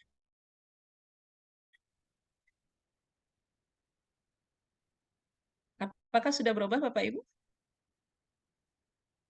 Nah, yang terakhir, kalau seandainya kita sudah melakukan tindak lanjut setelah proses evaluasi atau setelah proses penilaian, apa yang harus kita tampilkan di RPP kita, yaitu lampiran-lampiran. Lampiran-lampiran yang pertama itu rubrik penilaian Bapak Ibu. Rubrik penilaian kita seperti apa untuk sikapnya. Kalau untuk pengetahuannya seperti apa, mungkin PG, esai, atau segalanya. Kemudian untuk keterampilan seperti apa, mungkin kita meminta produk dan sebagainya. Kemudian juga lampiran materi. Nah, ini tolong dilampirkan nanti. Setelah Ibu membuat RPP, tolong lampirkan juga rubrik penilaian dan lampiran materi. Kenapa? Karena ini merupakan tambahan penilaian sebetulnya bagi tim penguji. Kenapa saya meyakinkan ini Bapak Ibu? Karena di waktu saya kemarin tes, ternyata penguji saya itu memegang RPP-nya saya, berarti dia print RPP-nya saya, seperti itu. Jadi dia benar-benar melihat apakah RPP yang kita buat ini benar-benar kita praktekkan di saat kita melakukan kegiatan simulasi mengajar, seperti itu. Begitu Bapak Ibu. Nah, itu bagian pertama, bagian-bagian yang harus ada di dalam RPP yang akan kita upload di SIM PKB kita. Nah, kalau seandainya RPP sudah di-upload, kemudian kita sudah terjadwal untuk simulasi mengajar, berarti kita mengadakan simulasi mengajar. Nah, poin-poin penting yang harus kita lakukan dalam simulasi mengajar itu, yang pertama adalah pendahuluan. Pendahuluan ini dimulai dari awal kita masuk kelas. Apa yang kita lakukan? Awal masuk kelas pasti pertama kita memberi salam. Kemudian memimpin doa, disuruhlah mungkin ketua kelas dan salah seorang dari siswa kita. Kemudian mungkin mengabsen siswa. Kemudian bisa kita menyanyikan lagu Indonesia Raya. Atau di sini kita melakukan SBK, silakan. Kemudian kita melakukan apersepsi. Ini urutannya. Kemudian yang tidak kalah pentingnya kita melakukan motivasi. Di mana motivasi ini terkandung di situ nanti apa manfaat yang akan diperoleh dan apa tujuan pembelajaran. Seperti itu. Nah, yang terakhir untuk pendahuluan ini adalah memberikan acuan Bapak Ibu. Nah, di dalam acuan itulah nanti Bapak Ibu akan memaparkan, iya Bu Lia? 3 menit lagi. 3 Oke, menit. siap. Di mana pada pemberian acuan itu nanti Bapak Ibu di situ akan memberikan tentang KI, Bapak Ibu akan memberikan tentang indikator, kemudian kriteria ketuntasan belajar anak-anak, KKM, dan segala macam. Sehingga pada saat Bapak Ibu memberikan acuan, silakan Bapak Ibu sampaikan, oh ya anak-anak KKM pembelajaran kita untuk KD ini adalah 80. Nah, seperti itu. Nah, penilaian kita ada 3. Yang pertama adalah sikap spiritual. Yang kedua adalah pengetahuan. Yang ketiga ada keterampilan. Silakan Bapak Ibu menyampaikan nanti pada saat pendahuluan, yaitu di pemberian acuan. Seperti itu. Kemudian, pembagian kelompok belajar juga di sini. Nah, apa tadi latar belakang pemberian kelompok belajar sudah dijelaskan di depan. Seperti itu. Kemudian juga menjelaskan bagaimana mekanisme pelaksanaan pengalaman belajar sesuai dengan langkah-langkah pembelajaran. Kemudian setelah pendahuluan baru kegiatan inti Bapak Ibu. Nah, kegiatan inti karena sudah tadi kita membagi kelompok, kita masuk kepada diskusi kelompok. Mereka didiskusikan tergantung. Apakah tadi kelompoknya berdasar high, low, dan middle, atau berdasarkan pembelajaran berdiferensiasi. Nah, setelah belajar kelompok, nanti Ibu pura-pura membagikan, mereka belajar kelompok, perhatikan, mereka suruh presentasi. Setelah presentasi, kita akan memberikan apresiasi untuk kelompok-kelompok tersebut. Seperti itu. Nah, kemudian sedikit lagi, Bu Bulia. Setelah kegiatan inti, mohon maaf. Nah, baru kita akhiri dengan kegiatan penutup. Nah, kegiatan penutup ini terdiri dari apa? Membuat kesimpulan bersama dari materi-materi tadi. Kemudian yang kedua adalah melaksanakan evaluasi, misalnya menggunakan esai 3 soal. Kemudian yang ketiga, jangan lupa pada kegiatan penutup, sampaikanlah informasi materi yang akan kita sampaikan pada pertemuan selanjutnya. Kemudian, untuk menyemangati lagi, buatlah kata-kata bijak, sehingga mereka termotivasi untuk selalu belajar, mengingat pembelajaran kita, dan bersemangat untuk pertemuan berikutnya. Kemudian adalah melaksanakan penutup, misalnya dengan hamdalah, dengan salam, dan segala macam. Terima kasih Bapak Ibu. Nah, kemudian, ini yang tak kalah pentingnya, yaitu tahap akhir. Setelah kita melakukan simulasi mengajar, kita akan disuruh duduk, di depan tim penilai ada 2 orang, kemudian kita akan diberi 3 pertanyaan. Pertanyaan pertama adalah, apa kelemahan dan kelebihan pembelajaran yang Ibu bawakan? Nah, ini jawabannya Bapak Ibu tergantung kepada model pembelajaran dan metode pembelajaran yang kita gunakan. Kalau model pembelajaran kita misalnya inquiry based learning, apa kelebihannya, apa kekurangannya? Terangkanlah itu. Kalau ada 2 lebih dari 1, ada 2, 3, dan segala macam seperti itu. Nah, kemudian pertanyaan yang kedua adalah, apa hal baru yang akan dilakukan setelah pembelajaran ini? Berarti hal baru yang akan dilaksanakan setelah pembelajaran ini adalah tindak lanjut atau evaluasinya ke depannya supaya pembelajaran ini lebih bagus lagi seperti itu. Nah, pertanyaan ketiga yang mereka ajukan adalah bagaimana penilaian yang ada, bagaimana penilaian yang Anda gunakan dan hasil penilaiannya untuk apa? Terangkan lagi metode penilaian tadi. Kita menilainya dalam bentuk aspek sosial spiritual, pengetahuan dan keterampilan. Nanti hasilnya untuk apa? Terangkan saja. Kami akan menganalisa hasil dari pembelajaran itu untuk remedialkah atau pengayaan. Demikian Bapak Ibu, terima kasih. Semoga sedikit menginspirasi. Wassalamualaikum warahmatullahi wabarakatuh. Waalaikumsalam warahmatullahi wabarakatuh. Oke, terima kasih banyak Bu Rini. Oke, Melebihi Bapak ya. Ibu, tadi dijelaskan tentang RPP dan micro teaching-nya. Mungkin kalau di micro teaching lebih cenderung main peran kali ya, Bu ya. Jadi Iya, kita seolah-olah benar-benar. itu sandiwayar sendiri gitu. Iya. Tapi ya begitulah. Dan tidak boleh Yang ada yang penting menemani. dan yang penting runtun gitu, ada Iya, pendahuluan, kemudian ada inti dan penutup. Karena kalau nggak ada itu salah satunya nanti akan menjadi penilainya berkurang ya Bu ya. iya Wah, benar. salah. Oke, selanjutnya Bapak Ibu nanti tetap di-keep ya pertanyaannya. Sekarang kita lanjut aja ke narasumber yang terakhir, yaitu Bu Indrawati Saptariningsih. Halo Bu Indra. Halo Bu Lia, selamat malam. Oke, selamat malam. Sehat ya, Bu? Harus sehat. Oke, udah siap ya? Iya. Oke, izin saya membacakan CV dari Ibu Indrawati.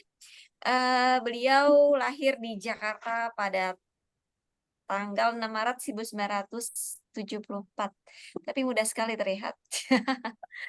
Awet muda. Oke, beliau mengajar di SLB. Benar ya di Memang SLB masih ya? muda. Betul. Iya, di SLB 02 Jakarta, Lenteng Agung,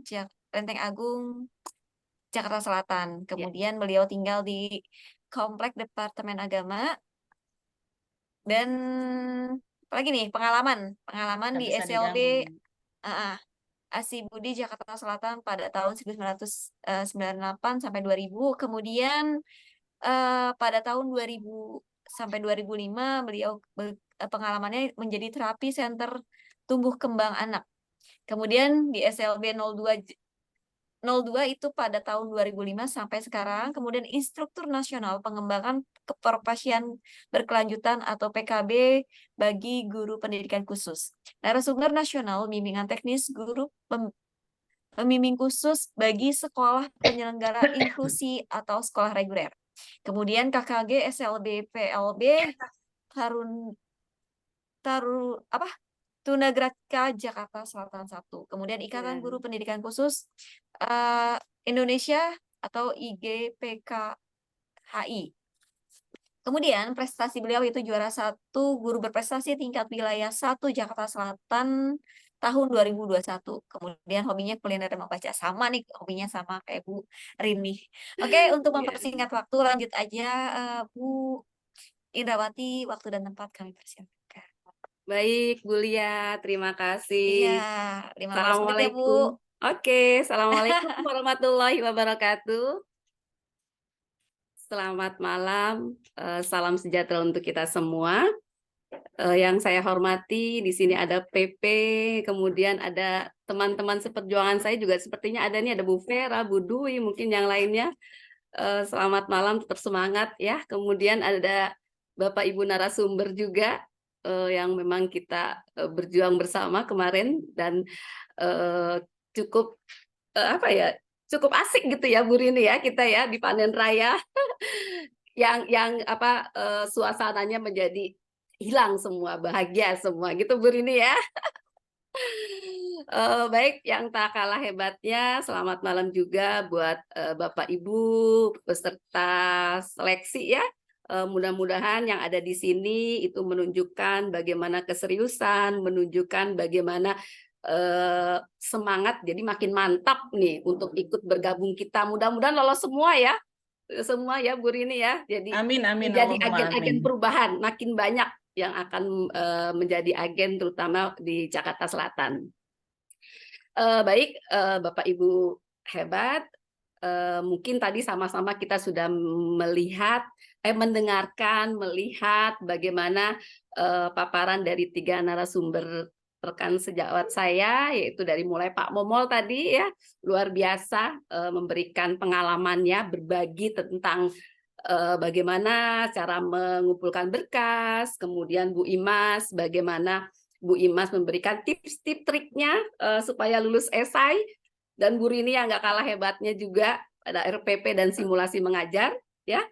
Tapi masih ada satu yang kalaupun nggak dilalui maka tidak bisa lolos juga gitu ya. Jadi ini juga salah satu yang terpenting ya Bapak Ibu, walaupun ini ada di tahap 2 karena tadi ada tahap 1 dulu dari esai apakah Bapak Ibu bisa lolos menuju tahap 2 gitu.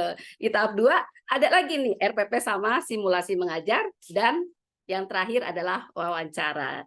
Izinkan saya ya Bapak Ibu berbagi berdasarkan pengalaman nih ceritanya Bu Lia. Oke. Ya. Nah, bagaimana Bapak Ibu tata cara pelaksanaan wawancara? Yang pertama nanti jangan takut Bapak Ibu akan diberikan notifikasi tentang jadwal. Di mana nanti Bu Indra lihatnya? Ada semua di SIM PKB. Ya, nanti disertai tautannya untuk konferensi video dengan nanti ada tim seleksinya ya.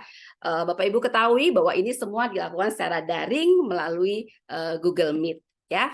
Kemudian durasinya berapa lama sih Bu Indra? Apakah kayak tadi simulasi cuma 10 menit? Berdasarkan pengalaman kemarin, wawancara kita akan berlangsung sekitar 60 menit. Ya, nanti Bapak Ibu hebat akan diwawancarai oleh 2 orang tim asesor pada saat bersamaan. Ya, itu nanti tim asesornya udah keren, dia nggak akan bikin Bapak Ibu tegang, pokoknya happy, sharing, kayak ngobrol-ngobrol biasa aja, gitu ya. Kemudian yang ketiga yang dipersiapkan adalah perangkat. Bapak Ibu, ini yang paling penting karena dilakukan secara daring, berarti pastikan Bapak Ibu menggunakan komputer atau perangkat elektronik yang mampu menangkap suara dan gambar Bapak Ibu dengan baik, ya. Kemudian yang keempat apa? Nih yang terpenting, jawaban Bapak Ibu. Jadi nanti selama wawancara Bapak Ibu diharapkan memberikan jawabannya itu berdasarkan pengalaman dan pengetahuan yang dimiliki Bapak Ibu. Ya, jadi semuanya itu apa yang sudah Bapak Ibu pernah lakukan, ya. Nih saya kasih tip contohnya. Contohnya adalah contoh jawaban yang diharapkan ya Bapak Ibu berdasarkan pengalaman dan pengetahuan yang Bapak Ibu miliki. Contohnya nih soalnya ya. Jadi jawabannya bukan soalnya, maaf. Saya mengalami beberapa hambatan saat menjalankan program pola hidup sehat untuk anak murid. Pihak sekolah, orang tua murid, pihak kantin tidak mendukung implementasi program ini karena beberapa kendala di masing-masing pihak. Selama 2 tahun saya melakukan berbagai cara untuk merangkul masing-masing pihak. Misalnya, nih ada ya tindakan yang dilakukan, memberikan pemahaman mengapa program ini perlu diterapkan, kemudian bagaimana cara menerapkannya, apa yang bisa didukung dari masing-masing pihak untuk keberhasilan program ini, kemudian bagaimana mengatasi kekhawatiran yang dilakukan masing-masing pihak, dan sebagainya. Ya, kemudian hasilnya di tahun kedua mulai ini kelihatan dan memasuki tahun ketiga masing-masing pihak menunjukkan dukungannya terhadap program saya. Jelas ya dari contoh jawaban ini artinya apa? Bahwa jawaban Bapak Ibu itu berdasarkan pengalaman yang udah Bapak Ibu lakukan selama Bapak Ibu di sekolah dan pengetahuan yang dimiliki Bapak Ibu. Jadi jangan berandai-andai gitu ya. Oke, saya lanjut. Nah, Bapak Ibu, nanti tim asesor juga punya kompetensi apa yang diharapkan dari kompetensi kepribadian dari calon guru penggerak di seleksi wawancara ini. Ya, Bapak Ibu, yang pertama adalah tujuan atau misi. Nah, di sini kadang-kadang kan tujuannya apa ya gitu. Oh, mau jadi kepala sekolah, oh mau jadi pengawas gitu ya. Sepertinya itu bonus sih sebenarnya ya. Tapi yang terpenting Bapak Ibu di sini adalah seorang pendidik itu menjalani panggilan hidup sebagai pengajar. Kita sebagai sebagai pengajar itu profesi sebagai panggilan jiwa kalau kita bilang ya, apalagi saya yang berada lama ya di sekolah luar biasa. Itu berasa banget bahwa kita itu mengajar dengan hati gitu ya, bahwa kita itu benar-benar totalitas gitu kan.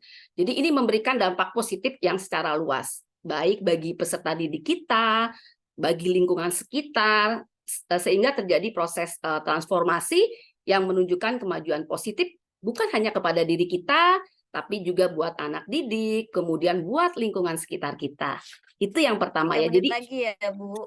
berapa? Maaf, 3 menit. Oh, 3 menit. Kemudian membangun hubungan yang positif. Di sini ada kolaborasi yang diharapkan. Bagaimana bercerita tentang kolaborasi. Kemudian daya juang. Tadi Pak Mamo sudah bilang bahwa kita itu sebagai pendidik itu harus tidak menyerah, pantang menyerah, terus belajar, berjuang gitu ya untuk menjadi lebih baik. Kemudian inisiatif untuk mengambil tindakan. Nah, ketika ada satu permasalahan juga kita harus punya inisiatif, tidak sebagai apa ya, sebagai pemberi ide. Kemudian pembelajaran berkelanjutan. Ya, jadi kita sadar bahwa kita tuh harus selalu mengembangkan dan memperbaiki diri melalui proses pembelajaran yang dilakukan secara terus-menerus. Kemudian coaching. Coaching di sini bagaimana kita berkomitmen dalam proses mengembangkan perilaku, keterampilan yang dibutuhkan oleh rekan-rekan kita, peserta didik ataupun orang lain yang berada di sekitar kita gitu ya. Jadi kemudian kematangan etika di sini juga kita perlu banget. Kenapa? Karena di sini bagaimana kita bisa terlihat bahwa kita tuh sebagai pendidik menunjukkan kematangan emosi dalam berkarya, keterbukaan, kejujuran, berperilaku kasih sayang gitu ya. Sehingga apa yang kita lakukan itu sesuai dengan norma-norma yang memang nilai-nilai etika sebagai profesi kita sebagai guru. Kemudian pengambilan keputusan ini juga kita perlu bagaimana kita mengambil keputusan dengan secara bijak gitu ya, dan bisa mengakomodir seluruh pihak-pihak yang memang terkait. Kemudian persiapan teknis, jangan lupa Bapak Ibu pastikan bahwa jaringan internet kita bagus, dan satu lagi harus ada cadangan sambungan internet. Kemudian komputer atau laptop juga kamera video itu pastikan baik. Kemudian bisa melakukan panggilan video ya dengan aplikasi nanti karena kita pakainya Jimit.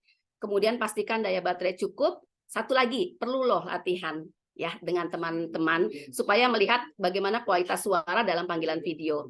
Kemudian satu lagi Bapak Ibu, jangan lupa esai yang Bapak Ibu buat di tahap pertama itu dibaca kembali karena akan dikonfirmasi nanti oleh Bapak Ibu tim asesor. Kemudian ini yang juga terpenting tapi merupakan buat saya ini hanya pengalaman aja. Jadi Bapak Ibu juga pakaiannya rapi dan sopan, kemudian tidak terlambat masuk ya karena nanti biasanya kita 10-15 menit sebelum wawancara dimulai itu sudah harus masuk, nanti menunggu apakah tim asesornya sudah masuk atau belum. Kemudian mengucapkan salam dan terima kasih. Satu lagi tidak menangkap layar dan merekam proses wawancara. Kemudian peserta diharapkan dapat menjawab semua pertanyaan yang diajukan oleh pewawancara. Ini sebagai tambahan saja Bapak Ibu ya. Jadi mengikuti CGP atau pendidikan guru penggerak CGP ini manfaatnya banyak Bapak Ibu. Kita dapat pendidikan guru penggerak selama 6 bulan, peningkatan kompetensi kita juga sebagai pemimpin pembelajaran, kita mendapatkan pengalaman belajar mandiri, kelompok terbimbing, tersusun dan menyenangkan, kemudian pengalaman mendapatkan bimbingan atau mentoring dari pengajar praktek, kemudian ada juga dari instruktur, kemudian dari fasilitator, satu lagi mendapatkan komunitas belajar baru, dan yang terakhir kita akan mendapatkan sertifikat pendidik. Oke? Gitu. Itu saja mungkin dari saya. Terima kasih. Assalamualaikum warahmatullahi wabarakatuh. Waalaikumsalam warahmatullahi wabarakatuh. Terima Waalaikumsalam kasih warahmatullahi banyak wabarakatuh. Bu Indra, penutup dari paparan para narasumber. Oke, Bapak Ibu semua, mungkin tadi pada tahap RPP dan microteaching sama wawancara mungkin kita harus siapkan juga kali ya KTP. Karena kalau ada KTP kita nanti kelabakan. Oh ya, betul. Bener ya? Benar-benar Oke Bu ya, ya. Bapak Ibu. Benar Bu Oke, Lia, Bapak sampai Ibu lupa. semua. Bapak Ibu semua, nah ini waktunya sesi tanya jawab. Mungkin mempersingkat waktu dan karena ini udah malam langsung aja ya Bapak Ibu kita buka sesi yang yang ini dulu aja, yang di room dulu aja. Nanti kalau tidak ada pertanyaan kita baca chatnya. Ya Bapak Ibu yang mau nanya boleh hand raise. Oke, sambil menunggu mungkin pada malu. Oke, Bu ini udah dari langsung aja ya. Yang kita di layar dulu ya. Ada Bu Amalina, bener ya Bu Amalina Permana. Langsung aja nanti ketunjuk ke narasumbernya ya Bu.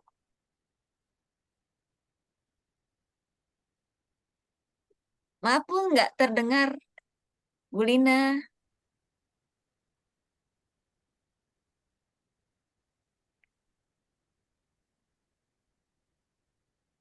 Oke, sambil menunggu, ini ada pertanyaan di chat. Ibu Lina kayaknya soundnya bermasalah. Bu Lina, nanti coba di repair dulu ya.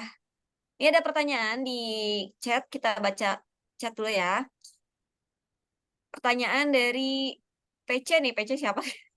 Oke, bagaimana sih tips dan trik jika memang saya terbiasa menggunakan bahasa-bahasa yang normatif atau baku dalam membuat sebuah karya tulis atau esai? Sedangkan banyak narasumber yang memberikan tips menggunakan bahasa real dan bahasa sendiri. Dalam hal ini, ketika saya menulis sebuah esai dengan bahasa sendiri, ternyata yang saya buat terlihat seperti bahasa normatif atau tulisan baku. Apakah ini menghambat saya dalam kelulusan pada tahap 1? Mungkin ini tentang esai. Nah, tentang esai ada Ibu yang mau jawab? Iya. Saya kali ya, Bu Lia. Ke Bu Imas aja. Tadi kebetulan Bu Imas tentang esai. Eh, seperti yang sudah tadi disampaikan bahwa sebaiknya ya kalau menggunakan bahasa menjawab esai itu kan bahasa sendiri, bahasa yang real. Bagaimana kalau misalkan menggunakan bahasa yang normatif? Ya, kalau misalkan menggunakan bahasa normatif atau baku itu juga sebetulnya tidak apa-apa, tetapi tahapan langkah-langkahnya ada gitu ya. Misalkan saya melakukan apa, kemudian apa namanya tantangannya seperti apa, kemudian prosesnya yang diupayakannya apa saja, kemudian endingnya seperti apa. Jadi tersusun gitu loh. Dari awal sampai akhir itu nyambung. Itu juga ya nggak apa-apa juga. Normatif itu kadang-kadang kan orang kalimatnya baik semua, tetapi ujungnya kemana ya gitu ya. Realnya apa sih gitu ya. Kegiatannya apa sih gitu. Itu sih yang menurut saya ya. Jadi kalimat normatif ini kalau bukan berarti tidak boleh, tetapi yang diharapkan jawaban itu adalah awal, tahapan, solusi, ending, hasil itu dapat gitu ya, nyambung dan dapat. Mungkin itu Pak, menurut saya sih seperti itu ya. Kalau untuk normatif atau tidak normatif itu tergantung ya. Normatif itu kalau misalnya nanti hanya kalimat-kalimat seperti narasi bercerita tidak real ya mungkin itu tidak diharapkan, tetapi kalau normatif dan endingnya dapat itu mungkin juga ya nggak masalah, menurut saya sih seperti itu Pak ya. Jadi tahapan di dalam esai itu yang jelas bukan bahasanya atau apanya, tetapi tahapannya lebih jelas saja. Misalkan saya pernah membuat tutur sebaya, pada saat itu kejadiannya kenapa harus melakukan tutur sebaya misalkan ya, karena alasannya begini. Kemudian ternyata dalam perjalanannya tutur sebaya itu tidak mudah juga. Kita ceritakan itu. Kemudian solusinya kita cari apa, dan akhirnya ternyata banyak hikmah loh dari yang sudah dilakukan tutur sebaya sehingga teman-teman saya mampu yang kita harapkan. Itu kan tahapan-tahapan gitu. Menurut saya seperti itu. Mungkin itu jawabannya sementara. Bu Lia, barangkali ada yang mau menambahkan, silakan. Oke, terima kasih banyak Bu Imas. Mungkin tadi diambil garis kesimpulan ya, jadi tidak ada sih sebetulnya tidak ada kendala ya Bu ya, mau pakai bahasa baku atau normatif atau apa yang biasa aja, yang penting runtun ya Bu ya, Ya, penting runtun dan bisa dipahami sesuai dengan pertanyaan, itu ada goal up-nya jelas, insya Allah kok lulus ya di tahap 1 untuk satu. penulisan esai.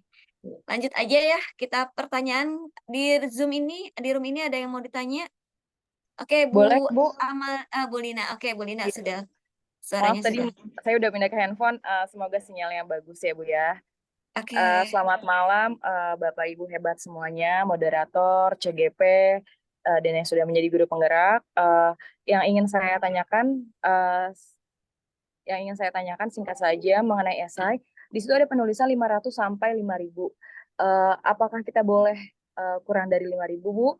Atau yang dilihat itu untuk bisa lolos nanti itu quality atau quantity dari penulisan tersebut? Pertanyaan selanjutnya adalah masalah RPP. Di sana disebutkan nanti micro teaching-nya adalah 10 menit. Sedangkan tadi yang sudah dipaparkan itu RPP-nya sangat lengkap ya Bu ya, ada indikator. Nah, yang dari kita dapatkan format RPP-nya itu hanya ada 3 kegiatan inti, hanya ada 3 kegiatan: pendahuluan, kegiatan inti, dan penutup. Di sana tidak ada indikator. Apakah kita boleh mengikuti format yang sudah ada di SIM PKB, atau harus lengkap dengan melampirkan asesmennya juga atau media pembelajarannya? Terima kasih, Bu. Oke, langsung aja. Terima kasih Bu Lina. Wah, 08 banyak banget nih. Dari angkatan kemarin banyak yang daftar. Mudah-mudahan angkatan ini banyak yang lulus. Oke, langsung aja ke tentang esai sama RPP. Langsung aja Bu Imas dan Bu Rini. Jawab. Saya dulu kali ya Bu ya. Iya. Saya coba jawab dulu. Tadi pertanyaannya adalah, kan dalam satu pertanyaan itu harus dibutuhkan sekian karakter gitu ya. Minimal itu 500 kalau tidak salah. Sampai kadang-kadang sampai 2000 karakter. Kalau belum nulis tapi udah lihat 2000-nya kadang-kadang males juga apa nanti yang saya tuangkan di situ gitu ya. Tetapi kalau Bapak Ibu sudah tahu alurnya, kadang-kadang bisa jadi lebih gitu ya. Kita jangan langsung lihat 2000 karakternya, kita mulai dulu aja. Kita nikmati, kita tulis saja seperti kita membuat diary kan gitu ya. Kita nggak usah terlalu banget, aduh bahasa saya nanti dipahami. Justru itu yang lebih dipahami gitu. Jadi berapapun karakternya, kalau kita sudah menikmati dan sudah tahu alur yang akan kita kemukakan, kita ceritakan, itu insya Allah dapat ya. Jadi jangan dilihat, aduh 2000 saya orangnya tidak bisa bercerita, saya tidak bisa menulis. Enggak seperti itu juga, kita coba dulu aja gitu. Kadang-kadang tahu-tahu udah 500, tahu-tahu udah 1000 gitu. Kalau misalkan tagihannya minimal 500 karakter, sementara kita hanya mampu di 400, nggak bisa ya, tetap merah. Jadi harus sesuai dengan ketentuannya. Kalau lebih ya itu malah nggak masalah gitu. Kemudian yang kedua, apakah kuantitinya, apa kualitasnya ya tentunya kuantiti ini jumlah karakter harus terpenuhi. Kalau kualitas itu isinya juga harus yang berkualitas itu bukan yang tadi sekali lagi bahasanya yang bagus banget tapi kontennya tidak dapat, tetapi yang jelas konten yang kita tuangkan di situ jelas dan memang sudah kita lakukan gitu ya, sehingga masalah yang sudah kita lakukannya cakupannya besar, kecil, sedang itu relatif. Yang jelas narasi yang kita tulis itu dari awal sampai akhir itu akan terlihat bahwa itu memang betul-betul dilakukan atau hanya sekedar mengarang, mari mengarang gitu. Itu sih kualitasnya. Jadi kualitas insya Allah akan terlihat dengan tulisan kita karena yang kita tuliskan itu real yang sudah kita lakukan atau bukan. Itu ya Bu Amalina, mungkin sementara itu, mungkin dilanjut dengan Bu Rini. Iya, Baik. jadi intinya, sebentar ya Bu. Ya, silakan Bu Lia, Jadi intinya silakan. kalau kurang satu, jadi kualitas dan kuantitas itu sama Bu, harus imbang di esai ini. Karena kalau kita juga kurang satu, itu nggak bisa kita submit gitu. Jadi tetap aja tulisannya bakal merah. Jadi kalau Ibu tambahin titik-titik itu pasti udah kena gitu. Tapi kan nggak boleh, tetap aja harus karakternya harus masuk sesuai dengan yang tadi Ibu Imas katakan. Lanjut ya Bu Rini ya tentang RPP-nya. Baik, terima kasih. Iya bener ini betul. Iya, baik. Takut lupa. Bu Amalina, terima kasih pertanyaannya, begitu bersemangatnya. Kalau dulu, biasanya kalau ada yang bertanya tidak tahu. Tapi kalau sekarang kebalikannya ya Bu Lia, yang bertanya itu adalah yang paham atau yang tahu, seperti itu. Baik, Bu Amalina, memang tadi yang saya jabarkan itu adalah benar-benar RPP-nya normatif sekali ya. Nah, sebetulnya ketentuannya itu seperti itu. Walaupun, mohon maaf, walaupun di ketentuan SIMPKB itu hanya 3 poin, yaitu pertama pendahuluan, yang kedua kegiatan inti, yang ketiga adalah kegiatan penutup ya. Nah, sebetulnya dari 3 poin itu jabarannya adalah yang tadi. Nah, seperti yang awal disebutkan oleh Bu Lia, dalam simulasi mengajar, dalam jangka waktu 10 menit, kita harus menyelesaikan satu RPP tersebut. Dan kita adalah bermain peran Ibu. Jadi kalau kita menanya ada yang tidak hadir hari ini, kita tidak usah menunggu jawaban seperti oh tidak ada, oh ada, seperti itu. Jadi pura-pura aja seperti. Jadi itu tidak akan memakan waktu. Seperti pendahuluan. Pendahuluan mungkin salam pertama, kemudian ada persepsi, kemudian ada juga mungkin ice breaking. Ice breaking itu kita sebutkan aja, ayo anak-anak berdiri semua begini-begini, udah selesai seperti itu. Kemudian yang kedua mungkin juga ada penampilan, misalnya kita memutar video, itu pura-puranya aja. Jadi waktunya tidak memakan waktu banyak seperti itu. Nah, kemudian langkah-langkah itu sebetulnya kita jalankan semua, Ibu. Kita jalankan semua, kita sebutkan semua. Kemudian kalau untuk tadi yang saya sebut data pendukung, kegiatan pendukung itu kita tampilkan. Jadi KI-nya kita tampilkan, ada slide-nya, tapi cuma sekedar tampil. Ini anak-anak KI pembelajaran kita hari ini, KD-nya, ini indikatornya, cuma seperti itu aja. Habis itu lewat gitu loh. Jadi hanya memakan waktu sebentar. Jadi menurut saya nanti kalau Bu Amalina lolos di tahap pertama, silahkan dibuat RPP itu selengkap mungkin. Dan poin-poinnya itu pas saat simulasi mengajar juga dilakukan. Kenapa? Karena kemarin pengalaman saya, kebetulan penguji saya itu ada 2 orang, mereka benar-benar memegang RPP saya gitu loh. Oh, berarti mereka print seperti itu. Jadi mereka penilaiannya itu adalah benar tidak yang dia buat ini dilaksanakan seperti itu. Nah, kemudian apapun langkah-langkah di situ tetap kita kerjakan semua. Tetapi jangan takut, memang disinilah perlu latihannya. Jadi dengan latihan itu kita bisa mengukur yang kita sampaikan itu sesuai dengan RPP yang kita buat, sesuai tidak dengan durasi yang disediakan seperti itu. Kemudian poin yang kedua, Bu, kemarin saya sempat kena sebetulnya. Supaya menghemat waktu, karena saya menampilkan slide. Slide itu dalam bentuk ada video, kemudian saya siap-siap dulu menghidupkan LCD proyektor seperti itu. Ternyata apa namanya penguji saya ini 2 orang itu dengan umur yang jauh berbeda. Yang satu masih muda, yang satu mohon maaf sudah dokter tua, agak tua lah, sudah tua 6 bulan lebih gitu loh. Jadi karena LCD saya hidupkan, jadi dia melihat ada cahaya di belakang saya. Di saat saya memperkenalkan diri, dia stop. Ibu stop dulu. Ibu pasang kamera ya gitu loh. Saya kaget. Tidak, Pak, gitu loh. Apa tidak? Itu Ibu kelihatan. Oh, berarti wajah kami berdua ini Ibu videokan ya? Seperti tidak, Pak. Saya ngomong, enggak, Pak, ini LCD gini-gini.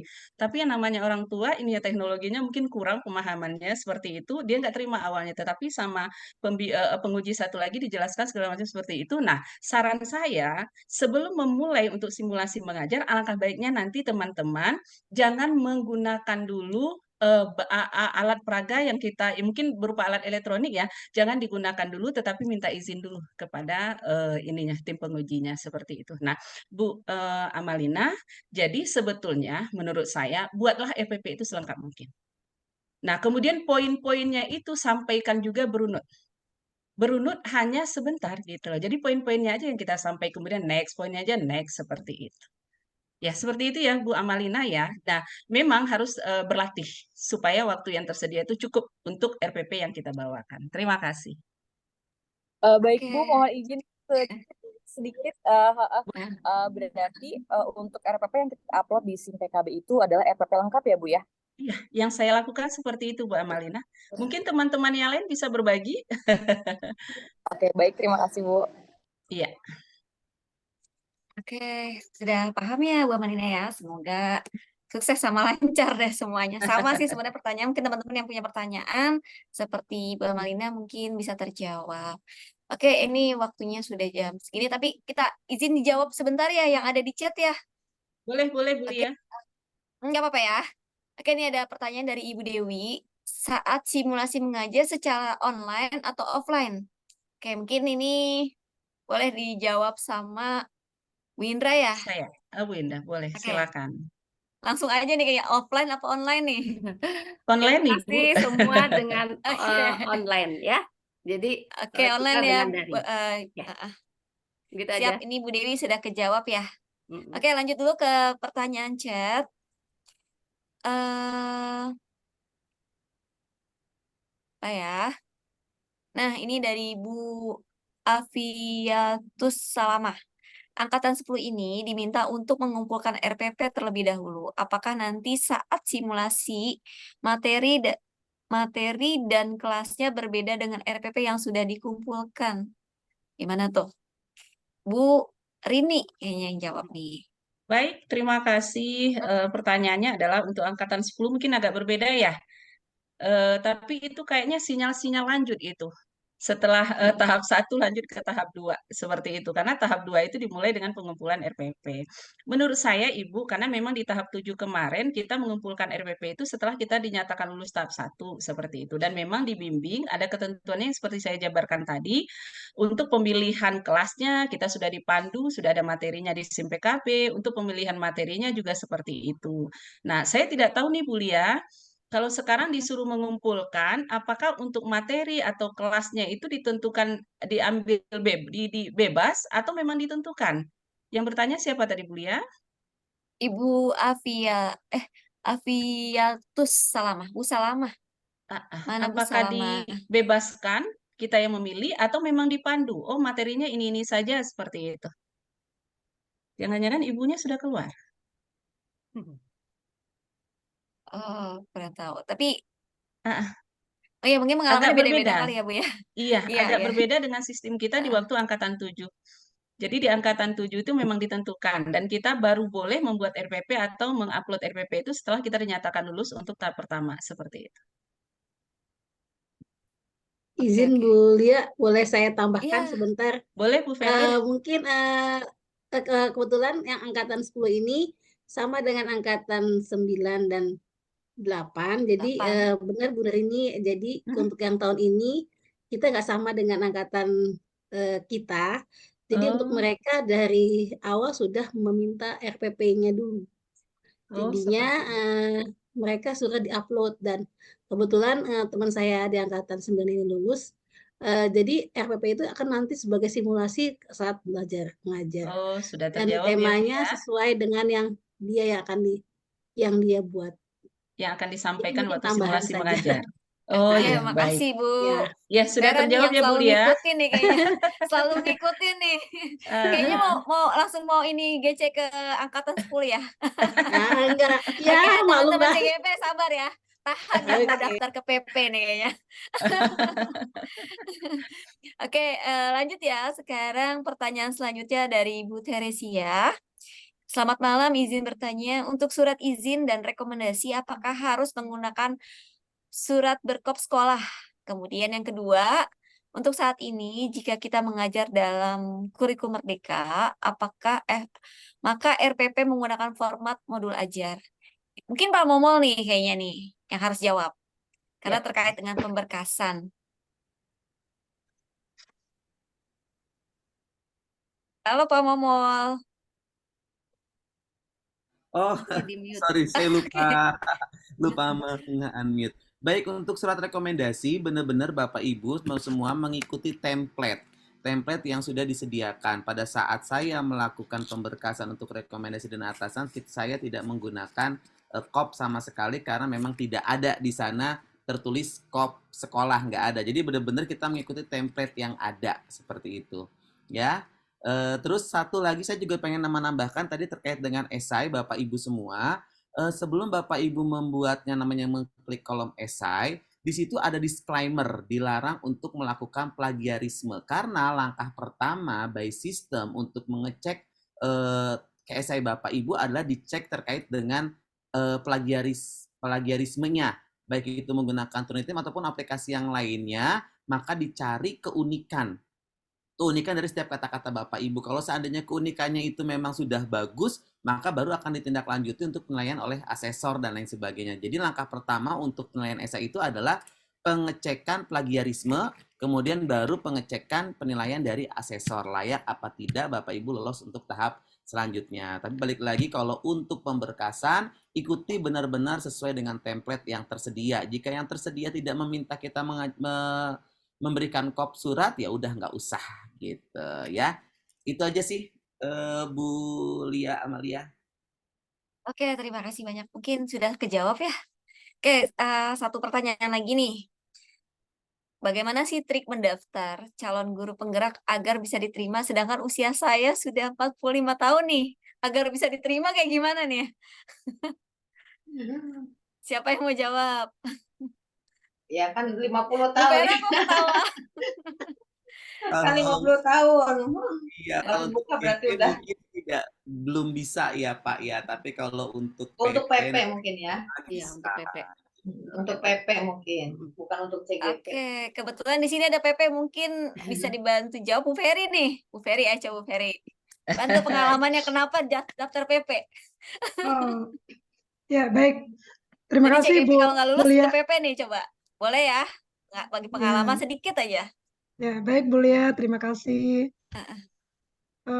Bapak yang bertanya, ini Bapak Suraji. Mohon izin saya ingin berbagi pengalaman. Ketika tahun lalu itu saya ingat saya mendaftar, pertama saya mendaftarnya CGP, Pak. Nah, kemudian ada tulisan di situ Anda tidak bisa mendaftar di CGP karena usia sudah 50 plus. Kebetulan ketika itu usia saya 51 tahun, Pak. Nah, karena tidak bisa mendaftar di CGP, diarahkan, Pak, silakan Bapak atau Ibu mendaftar PP. Seperti itu. Nah, setelah itu saya langsung daftar PP, Pak. Nah, dan menurut saya cocok sekali ini Pak Suraji kalau mau ikut bergabung dengan PP, bisa Pak. Ilmunya banyak Pak, insya Allah. Tidak kalah dengan CGP. Baik, Bu Lia, itu saja dari saya. Terima kasih. Oke, itu aja ya Bapak Ibu. Pak Suraji ya udah kejawab ya. Ya, terima kasih. Iya, Pak Suraji. Mungkin ya pengalaman teman-teman semua mungkin bisa menjadi apa ya, arahan teman-teman mau ke CGP atau mau ke PP lah ya, karena memang udah ada aturannya di situ dari rules-nya. Nah, Bapak Ibu semua, terima kasih banyak nih sudah bergabung saya sebagai moderator, terutama untuk narasumbernya nih. Terima kasih sudah walaupun dengan lelah, tapi mudah-mudahan apa yang Bapak Ibu apa ya, berbagi di sini bisa menjadi lilah lah ya. Langsung aja, karena waktunya sudah malam, saya langsung lempar ke MC kita, Ibu Nina yang cantik. Untung saya Bu belum Nina. ketiduran ya, Mulia luar biasa. Alhamdulillah Bapak Ibu keren banget ya, moderatornya makin malam makin oke, narasumbernya juga empat-empatnya luar biasa. Hebat, mudah-mudahan Bapak Ibu di sini yang mendaftar di program Guru Penggerak Angkatan 10 lulus semua ya. Amin. Sehingga kita semua sama-sama bisa menebar manfaat ya untuk jadi pemimpin pembelajaran yang untuk kemajuan pendidikan di Indonesia. Begitu ya Bapak Ibu ya. Boleh saya tutup dengan pantun Bu Lia Bapak Ibu narasumber. Boleh. Keluar kota lewat tol Cipali. Cakep. Berhati ingin bertemu Kakanda. Malam ini sangat semangat sekali kegiatan kita untuk kemajuan pendidikan Indonesia. Terima kasih Bapak Ibu semua. Terus semangat. Billahi taufiq wal hidayah. Assalamualaikum warahmatullahi wabarakatuh. Waalaikumsalam. Bu, kita dokumentasi dulu ya. Oke, dokumentasi. siap. Bapak Oke, Ibu siap. izin boleh on cam. Kita mau dokumentasi ini kegiatan kita pada malam ini. Ya, mungkin buat laporan juga nih ke JS. Ke JS Siap, dan oke, ke boleh Dinas Nina Pendidikan, screenshot Bapak Ibu. ya. Mudah-mudahan Bapak Ibu apa yang di sini mungkin kalau misalnya nggak lolos di 10 mungkin selanjutnya. Tapi harapan kami mudah-mudahan Jakarta tahun ini banyak yang lulus. Oke, Bapak Ibu siap ya. Sekarang ada 3 slide. Nanti slide pertama dulu ya. Bapak Ibu gaya aja dulu, kita nggak tahu deh. Gayanya